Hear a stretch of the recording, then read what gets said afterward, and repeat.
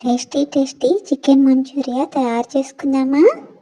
దానికి ముందుగా కావాల్సిన పదార్థాలు: బోన్లెస్ చికెన్, తరిగిన ఉల్లిపాయ హాఫ్ కప్పు, అల్లం వెల్లుల్లి ముద్ద 2 టేబుల్ స్పూన్, మిరియాల పొడి హాఫ్ టీ స్పూన్, కోడిగుడ్డు 1,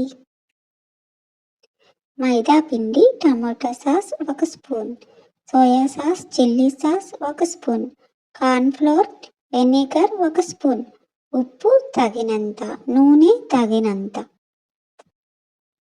మిర్చి పేస్ట్ 1 స్పూన్. తయారీ విధానం: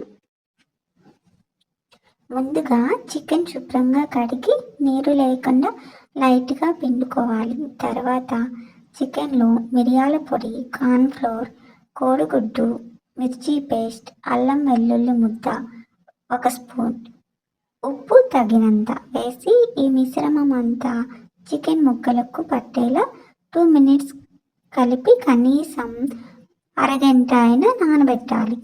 తర్వాత స్టవ్ ఆన్ చేసి కడాయి పెట్టి అందులో డీప్ ఫ్రైకి సరిపడా నూనె పోసి, నూనె వేడెక్కాక నానబెట్టుకున్న చికెన్ ముక్కల్ని కొంచెం కొంచెం వేసి గోల్డెన్ కలర్ వచ్చేంత వరకు వేపుకోవాలి. తర్వాత వేరే కడాయిలో తాలింపుకు సరిపడా నూనె వేసి, నూనె వేడెక్కాక ఉల్లిపాయ తరుగు, మిగిలిన 1 స్పూన్ అల్లం వెల్లుల్లి పేస్ట్, మిర్చి పేస్ట్ వేసి బాగా వేపుకోవాలి.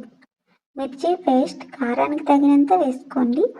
Soya sauce, chilli sauce, tomato sauce, vinegar, tea glass నీరు పోసి మీడియం ఫ్లేమ్లో కాసేపు వేగనివ్వాలి.